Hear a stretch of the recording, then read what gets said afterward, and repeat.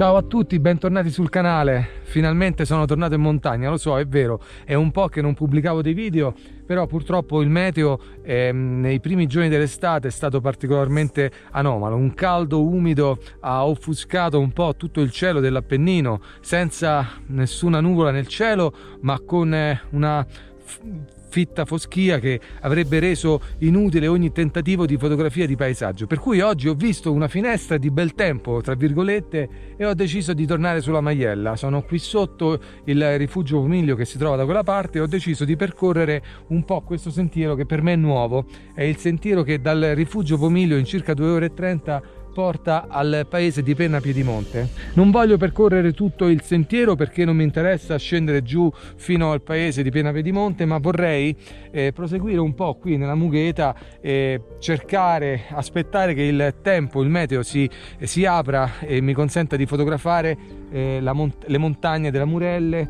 e il Focalone da quella parte, con una prospettiva nuova per me, perché qui io non sono mai stato. Ma se non l'avete ancora fatto, iscrivetevi subito al canale, mettete un like qui all'inizio del video, rimanete con me perché quella di oggi sarà veramente una giornata, un pomeriggio alla scoperta di nuove prospettive qui sulla Maiella.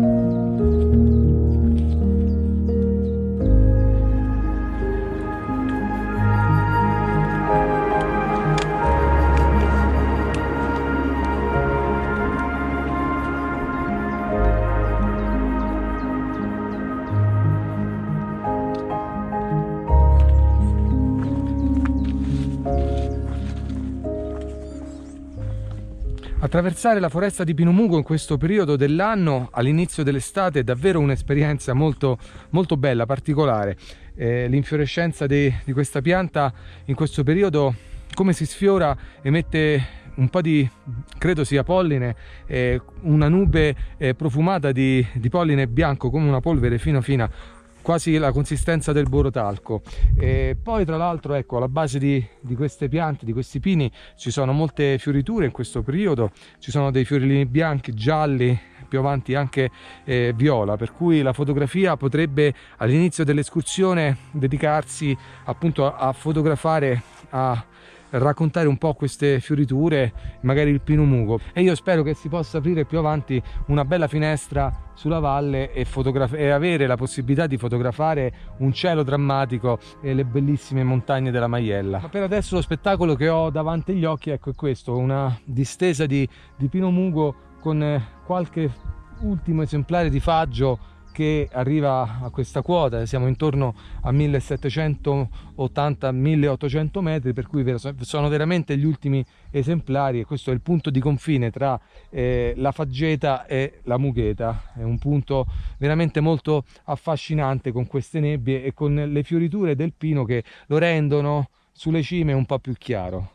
Io ho con me oggi la Fujifilm X-T3 con vari obiettivi. Cercherò con questa di fotografare un po' l'ambiente e di raccontare quello che trovo.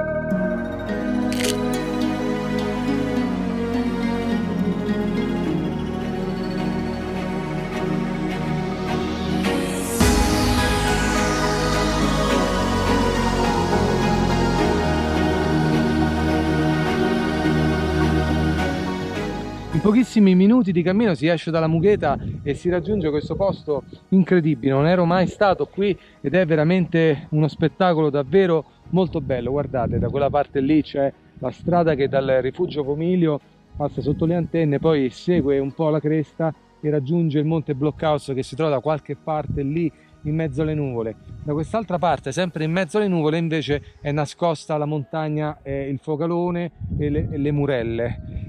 Io voglio seguire il consiglio di Matt Bishop. Oggi l'ho sentito al telefono, mi ha detto: se c'è maltempo, se c'è nebbia, fermati, perché prima o poi si apre una finestra e fotograferai la bellezza della montagna. Voglio seguire il suo consiglio. Ho portato addirittura anche un piccolo sgabello, per cui credo che mi siederò in questo punto e aspetterò che qualche fotografia possa raggiungere la mia macchina fotografica.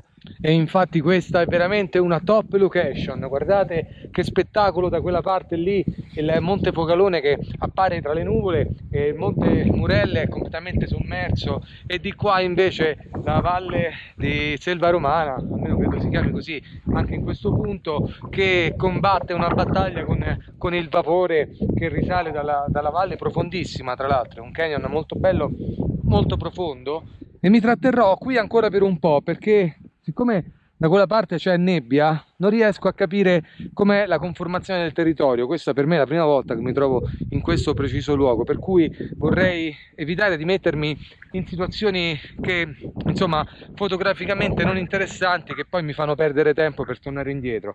Il mio interesse invece è proprio da quella parte dove ci sono quelle rocce. Certo, la luce va e viene, però come dice Matt Bishop bisogna solo aspettare che si apra una finestra e fotografare.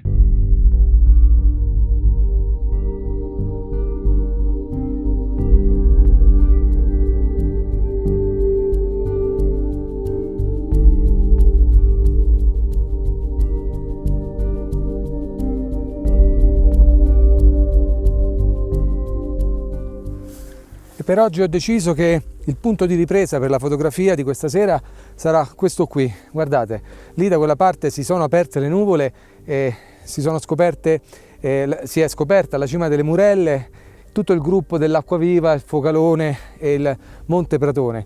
Da questa parte invece delle nuvole stanno arrivando sulla cresta del Blockhaus e offrono comunque un po' di interesse e un po' di drammaticità alla scena. Utilizzerò dapprima il teleobiettivo per andare a concentrare l'attenzione su dei particolari, su delle lame di luce che tagliano le creste, le rocce che affiorano dalla valle, e magari qualche dettaglio di roccia su in alto verso la montagna, e poi magari con un grandangolo, cercando un primo piano, magari qualche fiore da quella parte, cercherò di fotografare una scena un po' più ampia per descrivere un po' quello che vedo con i miei occhi, che è davvero un bellissimo spettacolo. Utilizzerò per queste foto il cavalletto di Ulanzi che ho ricevuto quest'inverno, ed è molto bello perché è in carbonio, molto leggero, compattissimo, e la particolarità è che la colonna centrale si può sostituire, te ne danno una senza la testa, dove tu puoi montare la tua testa a sfera per essere più libero, quindi con gli attacchi delle macchine fotografiche. Vi lascio nella descrizione a questo video tutti i dettagli per andare ad acquistarlo o per andare a vedere le caratteristiche fondamentali. Io dovrò sbrigarmi qui perché il sole si sta nascondendo dietro le nuvole. Do un timer a 2 secondi e vediamo che cosa esce fuori.